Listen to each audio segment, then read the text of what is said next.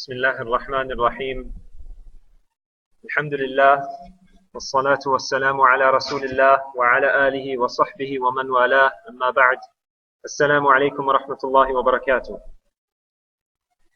One thing that we need to remember is that this is the month of Ramadan, and the topic that I have chosen to speak about is Ramadan cruise control off.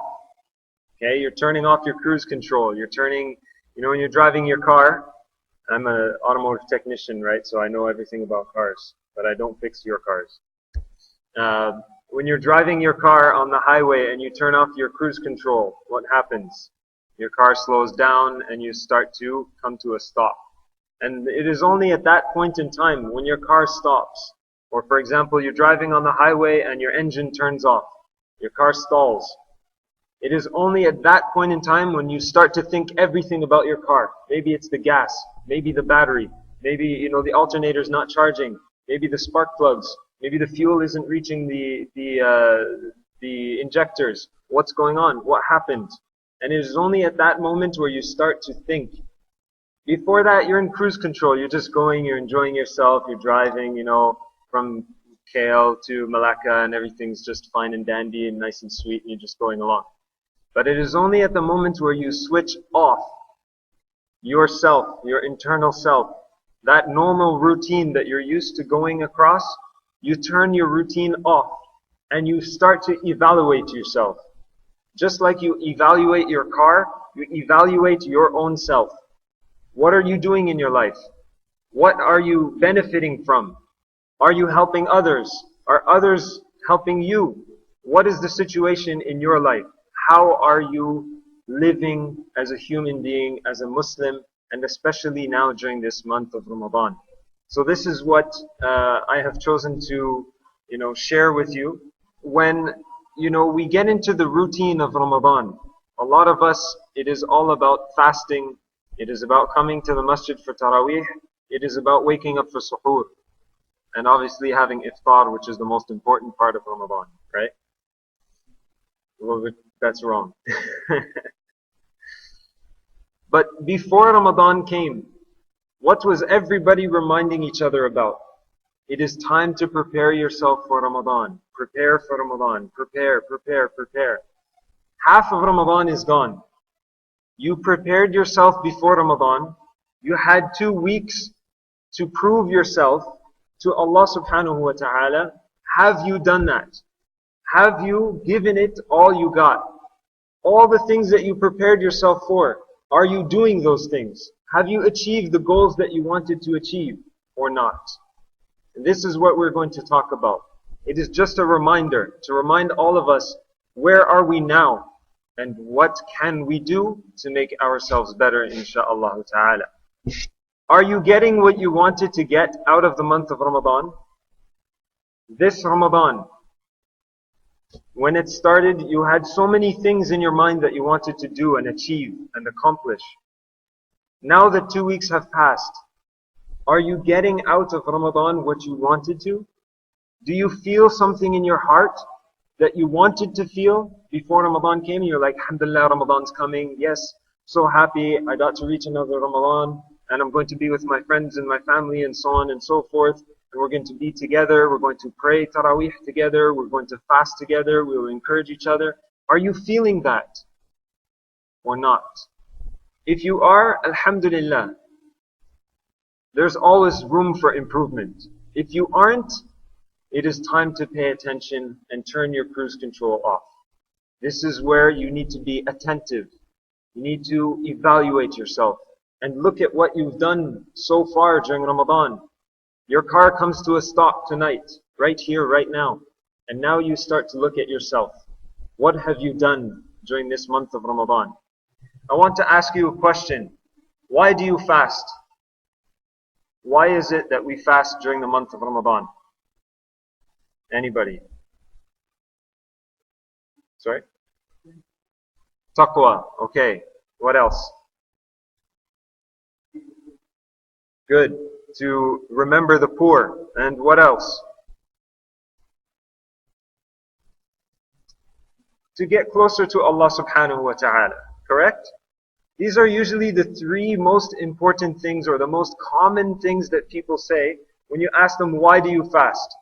To get closer to Allah subhanahu wa ta'ala, to remember the poor people who don't have the food, right? That's why we fast.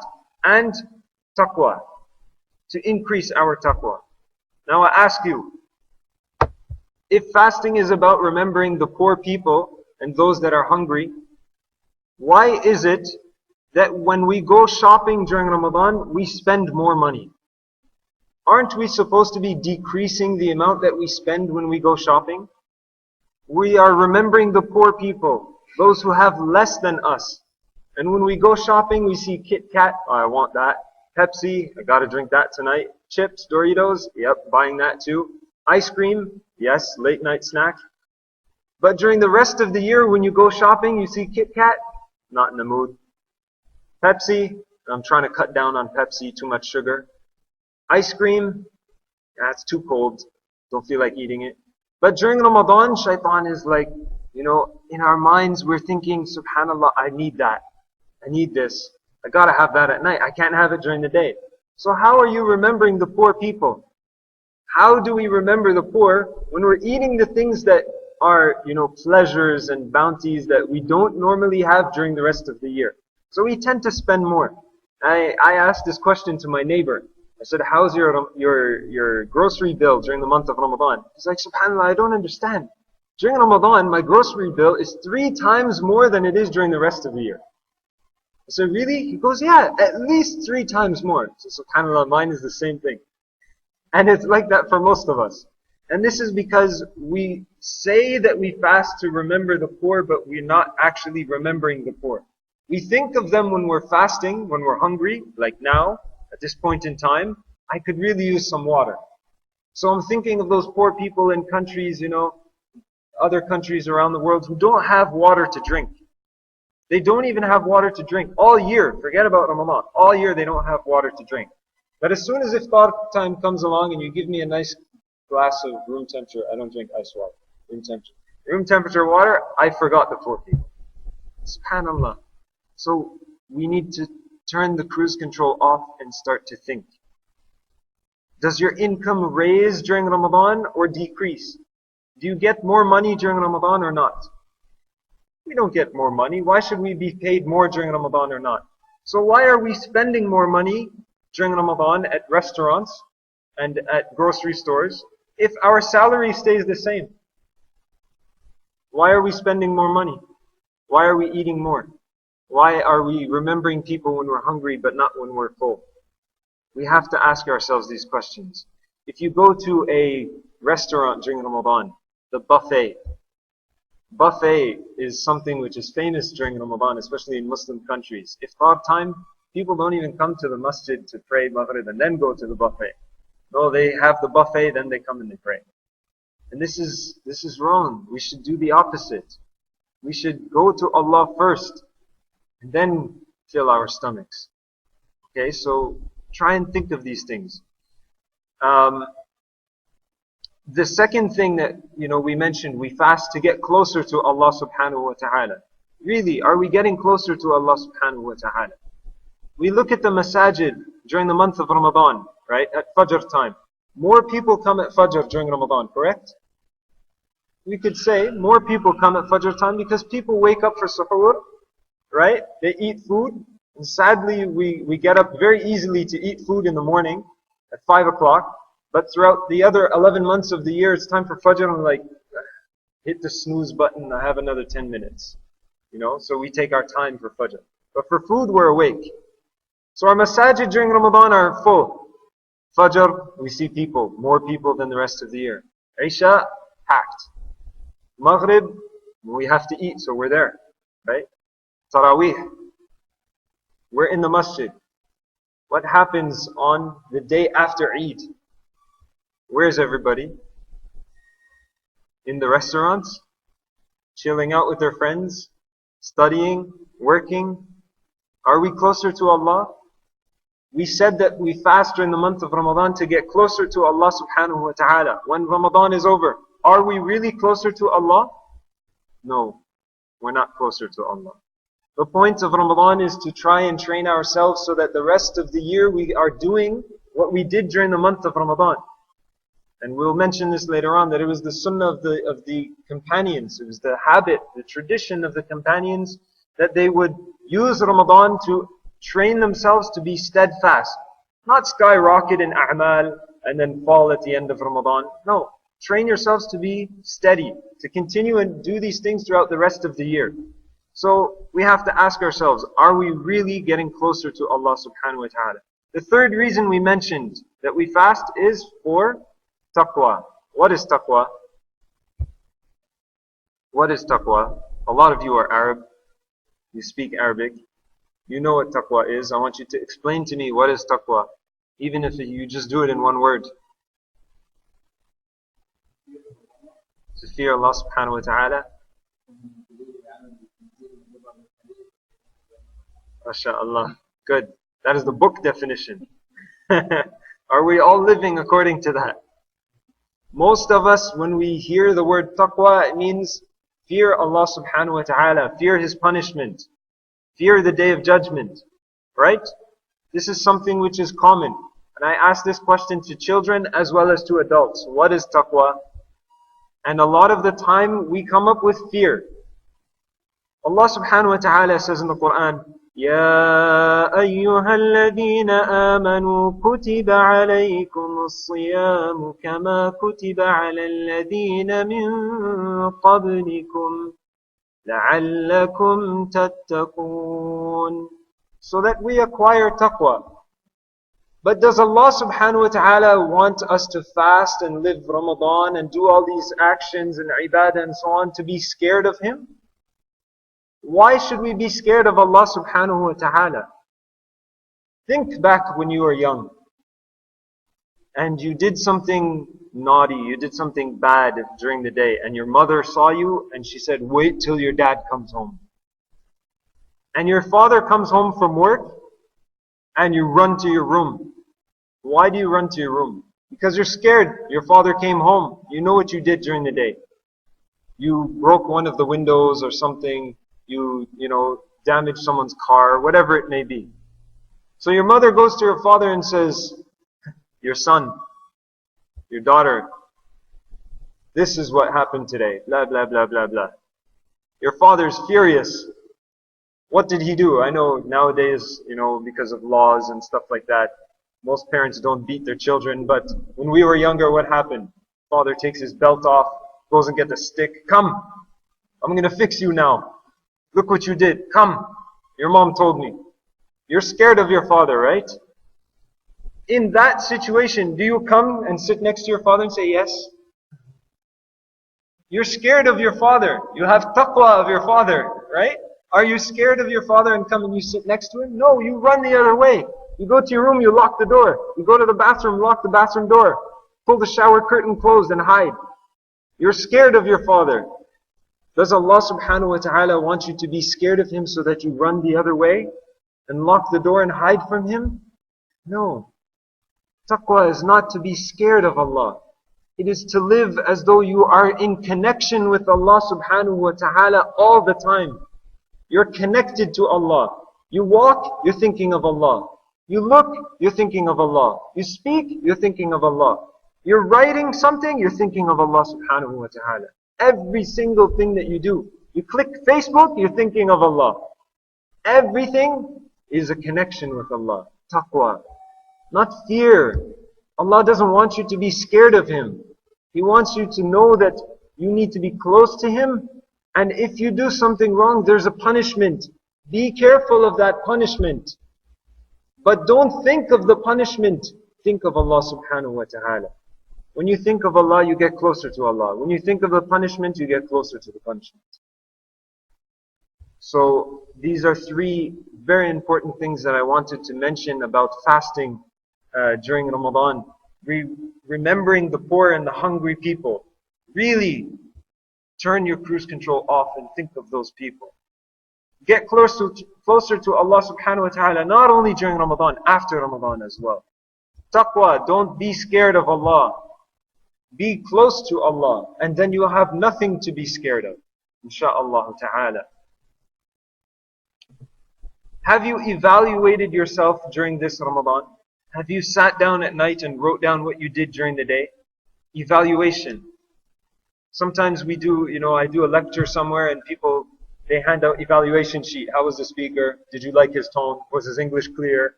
Did he crack a few jokes? Did he keep you interested? Was he, proper in his method of delivering the speech? Evaluate the speaker. You ever evaluate yourself? You ever turn back to yourself in the evening and evaluate your day? I woke up at this time. Was that the correct time to wake up? What did I do once I woke up? Did I untie the 3 knots? Did I go make wudu? Did I recite the dua? Did I go pray to Allah subhanahu wa ta'ala? Did I have suhoor on time?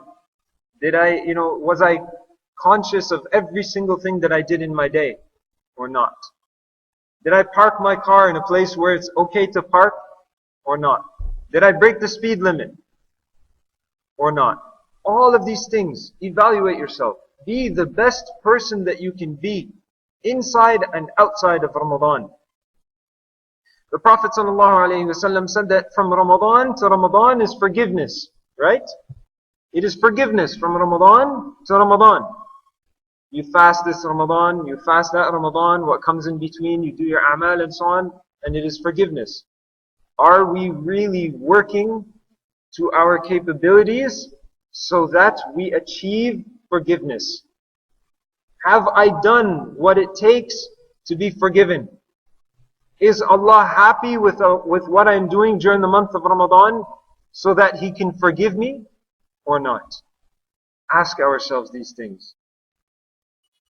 The Prophet ﷺ said to beware that your day in Ramadan doesn't end in hunger and thirst. What does that mean? What does it mean that your day doesn't end in just hunger and thirst? This means that you evaluate yourself. So you know what you are doing during the entire day. Every step of the day, every single thing that you do, you're conscious, you're aware, you're watching yourself, not others. Stop pointing fingers at others. Look at yourself internally. What are you thinking? What are you wanting to do? What are your desires? What do you want to do right now? Do you really want to be sitting here where it's hot, humid, no air conditioning, listening to this guy who just came here and he thinks he's speaking all fancy English and just entertaining us? Do you really want to be here? Ask yourself. If not, correct your intention. Do whatever you do to please Allah subhanahu wa ta'ala. Take one thing from what we say and implement that in your day, insha'Allah ta'ala. Why is it that we have Eid at the end of Ramadan? What is the purpose of Eid? What do we do on Eid? Most of us, we just get up in the morning and it's just, yes, chow down, food. I'm going to go pray salah. After salah, I'm meeting the guys. We're going to go to the restaurant. We're going to eat. Dhuhr. Well, we could pray Dhuhr somewhere, wherever we are, maybe at our house or something like that later on. We got to go and have coffee. Then we're going to go Baskin Robbins. We're going to eat this. We're going to do this. We're going to do that. Meet family and friends. That's what Eid is all about, right? That's what most of us do during Eid, for example. But the funny thing is that the companions of the Prophet ﷺ used to feel sad when the end of Ramadan came. They used to feel very sad. Ramadan is leaving. It's a time where, we're going to lose all these extra benefits and bounties and blessings from Allah subhanahu wa ta'ala. And they would feel sad and cry. And the Prophet ﷺ, he mentioned that this Eid is something which brings happiness to those who are feeling sad for the end of Ramadan. So are we sad that Ramadan is leaving and we have Eid to help us feel happy? Or are we saying, Alhamdulillah, Ramadan is over, man. Yes, it's Eid. I can eat anything that I want to eat. No. Correct our intentions. It's so simple. We just have to think of what we want to do to please Allah. Change our intentions and the reward is there from Allah subhanahu wa ta'ala. So try and remember the life of the companions, how the Prophet ﷺ lived with those that were around him. They used to make dua for 6 months after the month of Ramadan. Oh Allah, please accept our a'mal, accept our actions, accept our deeds, accept from us what we did during this month of Ramadan. And for the next 5 months after that, they would make dua, oh Allah, please allow us to reach Ramadan again. Please allow us to reach Ramadan. We are here sitting 2012 during the month of Ramadan. The companions of the Prophet ﷺ would cry to be in our shoes so that they can reach another Ramadan. It's 2012. We are during the month of Ramadan. Are we doing what those companions wanted from Ramadan? Are we pleasing Allah subhanahu wa ta'ala or not? Ask yourselves. My whole lecture for the next, until the end, is all about asking yourself. Ask yourself. Evaluate yourself. You know, during the week, I'll tell you a story because I don't want to bore you. During the week, about 2 or 3 days ago, you know, in Malaysia and Canada, everybody has your oven and your stove is electric, but in Malaysia it runs on gas, right? So when your gas runs out, you need to go and get another gas tank and connect it to your oven or stove. So I have a tank, a backup tank, because sometimes I'm away and my wife runs out of gas, so there's an extra tank in the house. She can just do it. Doesn't have to call me. So I delayed to get this backup tank for maybe 4 months now. And alhamdulillah, a few days ago, I saw the gas guy. He was just driving this truck. Usually I go and get it, but he came.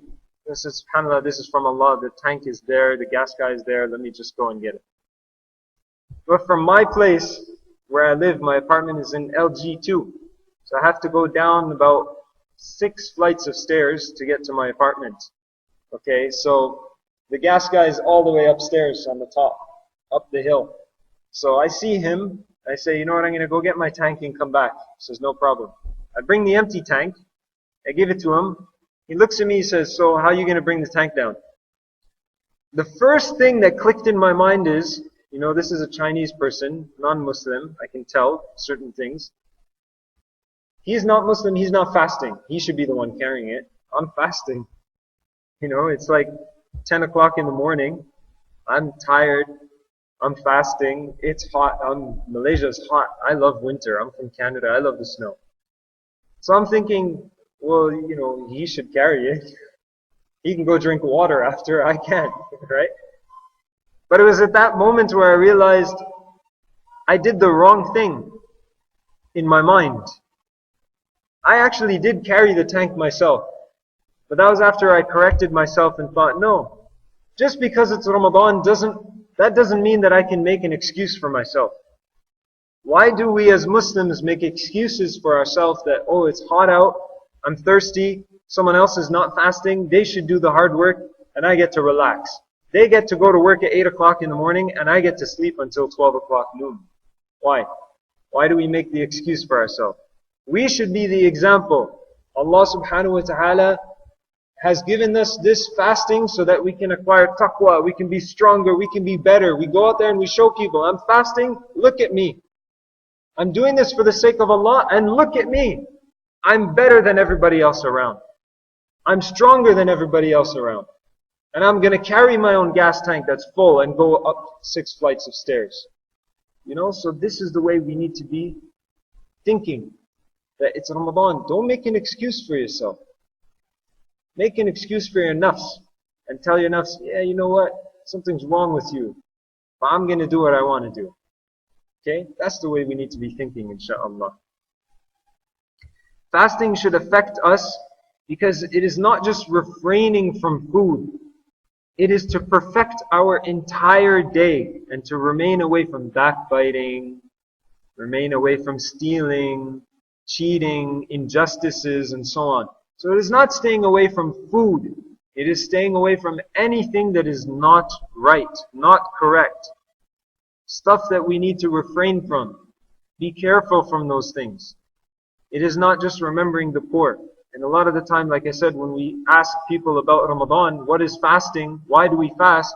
None of us says to stay away from backbiting, to stay away from picking a fight with our friends, you know, to stay away from arguments, to stay away from injustices, to remember, oh, I'm speeding, but I'm fasting, subhanAllah, big mistake, slow down. You know, all of these things we have to remember and try and continue this during Ramadan. Like I said, Ramadan trains us for the rest of the year. So we try and Remember this after Ramadan as well for the rest of the year. If people look at you and say that you are different during Ramadan than you are during the rest of the year, you're doing something wrong. Most of us think we're doing something right because it's Ramadan. We need to show people Ramadan is special, something better. You're wrong. You're doing something wrong. People should not look at you and say, you are doing something different during this month. And all the other months, you're a different person. But during this month, something happened. What's up, man? What's going on? No. During Ramadan, you should try and make yourself more consistent so that during the rest of the year, the consistency remains. And people don't see this drastic up and down change in your behavior. Make yourself consistent. If during the year you know you're weak, try and strengthen that weakness during Ramadan. Don't try and be Abu Bakr during Ramadan. Don't try and be Umar radiallahu anh. Don't try and stand all night long when you know you're just going to get tired and get discouraged and not want to do it anymore. If praying 2 rak'ah during Taraweeh is what it's going to take to allow you to do that throughout the rest of the year during the night, that is better than praying 20 rak'ah every single night during Ramadan, and from the end of Ramadan until the next Ramadan, you never pray 2 rak'ah during the night. Correct? Being consistent. The hadith of Aisha radiallahu anha. The best actions, the Prophet sallallahu alaihi wasallam said, the best actions are those that are done consistently, even if they are small actions. Small a'mal. But you do them consistently. Train yourself. Pray 2 rak'ah and say, no, you know what?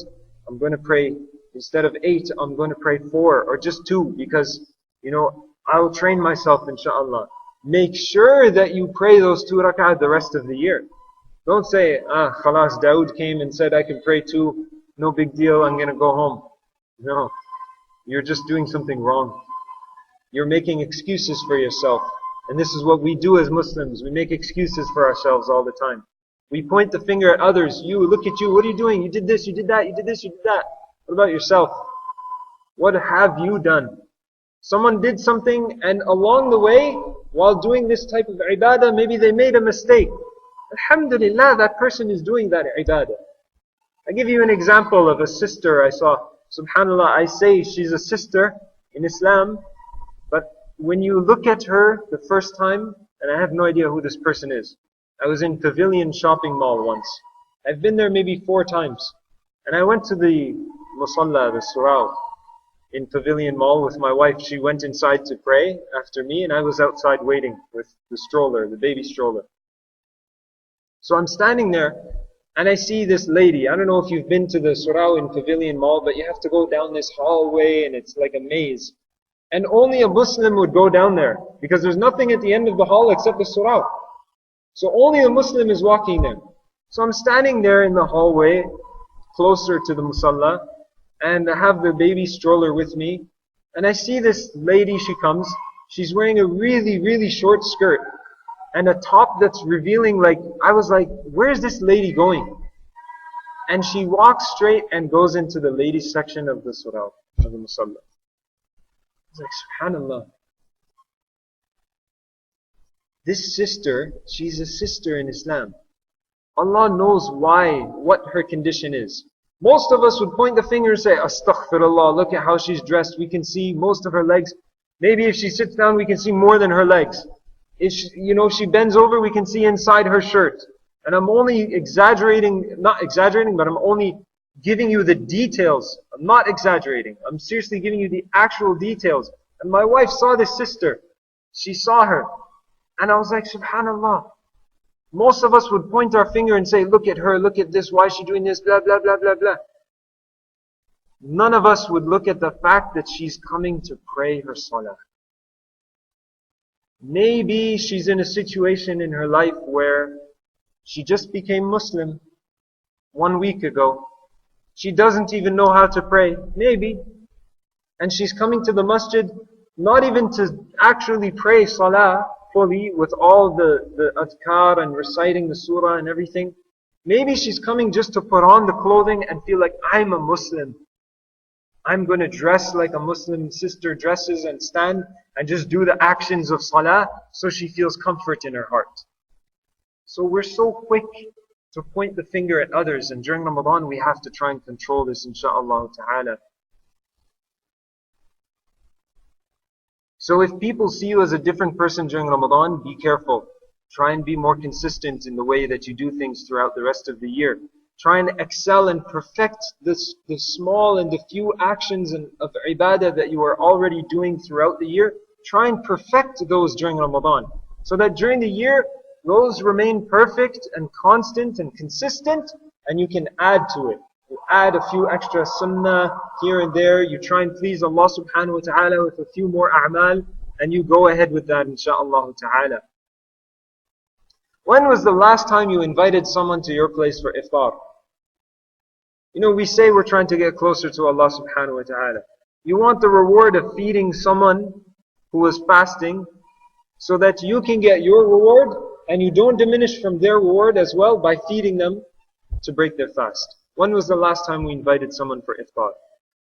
Just for a date. Buy, 1 ringgit of milk, if you know your friend likes milk, because I don't like milk, so don't give me milk. Buy them water, give them a date, just to break their fast. That's all it takes. Even if you're sitting in the masjid, and iftar, you have, I don't know how iftar works here, we're going to see that inshallah. And you have, dates in front of you. Take a date and give it to the person in front of you, and he will do the same thing. He will say, no, I want you to get the reward as well. I don't want you to be the only one getting the reward. I want to get it as well. And so, you have 2 dates, you give a date, you take a date. You're still eating 1 date. That person's eating 1 date. You still have your water, they have their water, but you got your reward of fasting and their reward. And they got their reward and your reward. So you doubled up. And you still broke your fast the exact same way with a date. It's just that easy. It's so easy, but we don't look at it that way. We don't take advantage.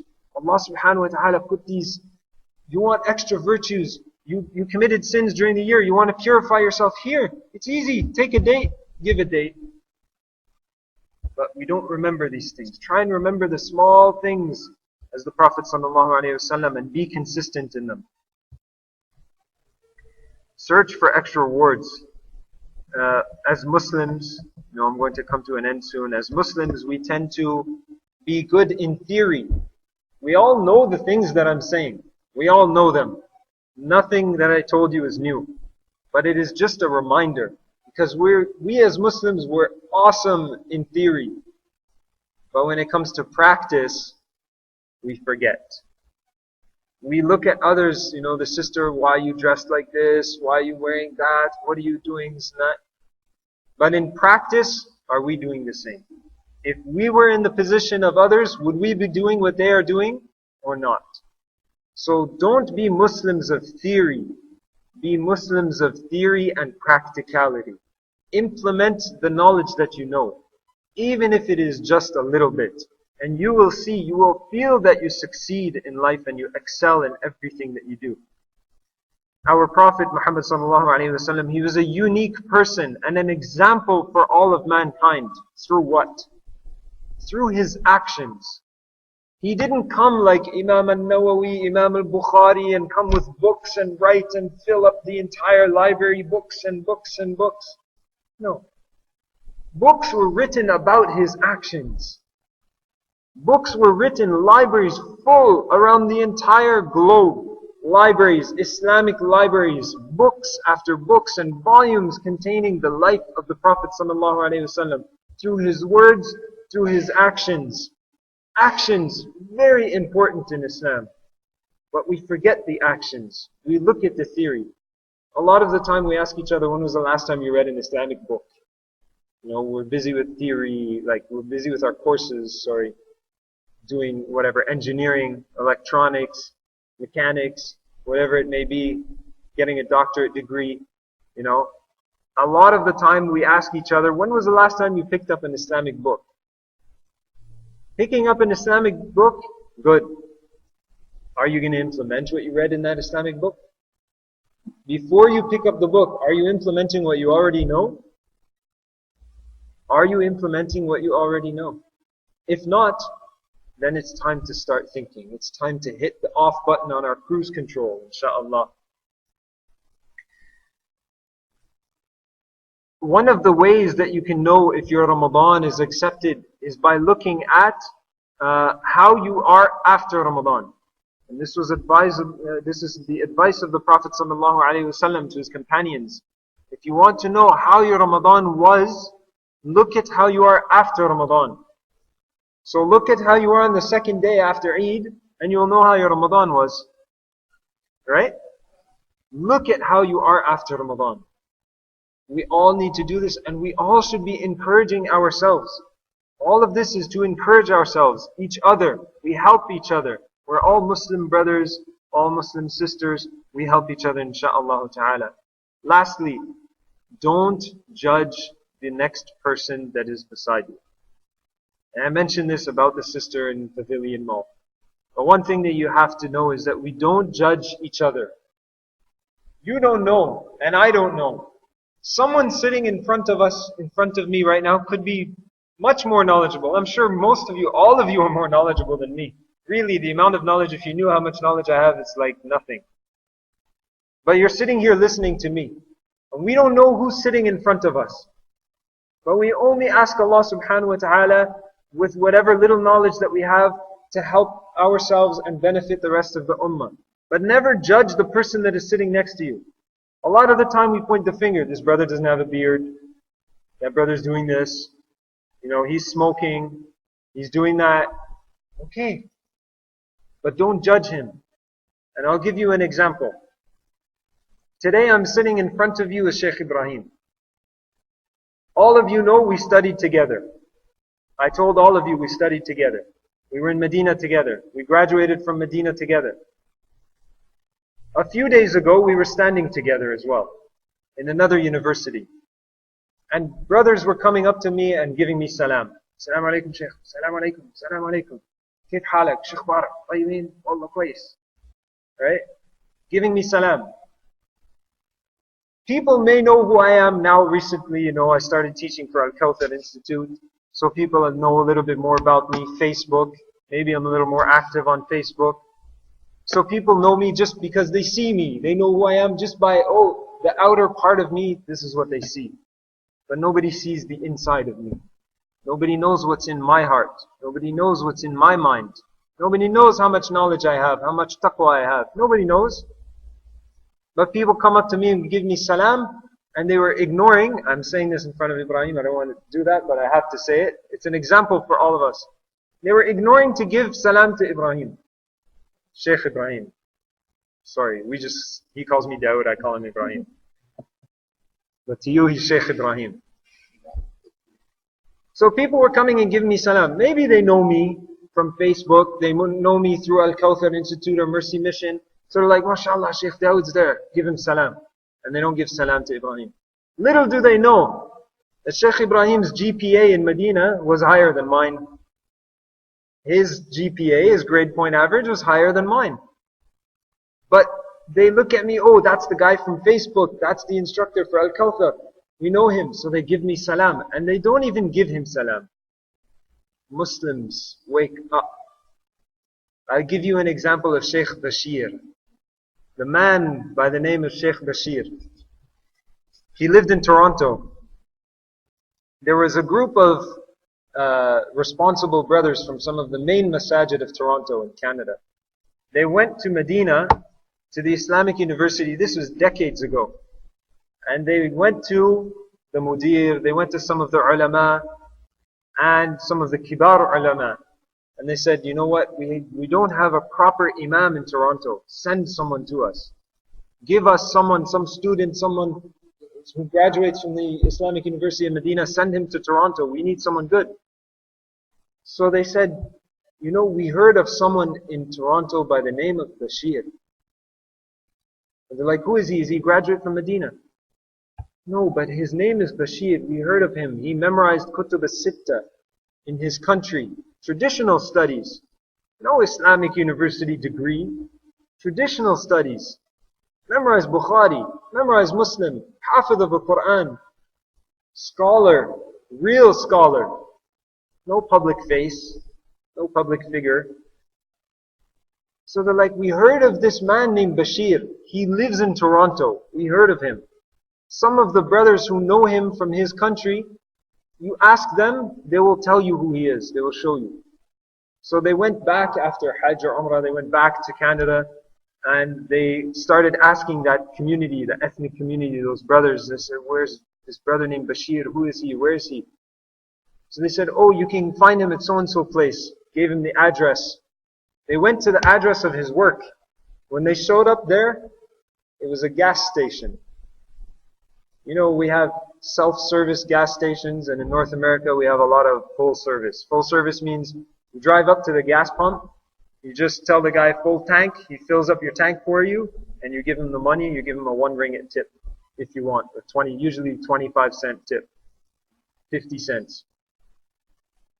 Sheikh Bashir, Hafidh of Kutub al-Sitta, Hafidh of the Quran, is pumping gas into your car and my car.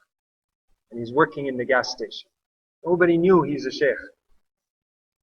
But everyone would come and be like, yeah, this miskeen guy, fill up my tank, man, hurry up. You know, treat the person with disrespect. So you never know who's sitting next to you. You could be sitting next to the next scholar of Islam. You could be sitting next to the person who's going to find a cure for cancer. You could be sitting next to, you know, a future president or prime minister of a country who's a friend of yours now, and in the future you'll benefit from, you know, going and seeing them and being treated nicely like royalty. Don't underestimate the people who are sitting next to you. Treat your Muslim brothers and sisters as though they are much better than you. Treat each other with respect, inshaAllah ta'ala. That is what I wanted to end with. Allah subhanahu wa ta'ala reminds us, أَلَا بِذِكْرِ اللَّهِ تَطْمَئِنُّ الْقُلُوبِ. And I hope inshaAllah today, this reminder, this short reminder with very practical points, to me they seem practical, can remind all of us about Allah subhanahu wa ta'ala, evaluate ourselves, and inshaAllah make our hearts tatma'innul qulub, tranquil and peaceful, and inshaAllah ta'ala closer to Allah subhanahu wa ta'ala with real taqwa and not the I'm going to punish you taqwa. Inshallah ta'ala, wa jazakumullahu khairan. Assalamu alaikum wa rahmatullahi wa barakatuh.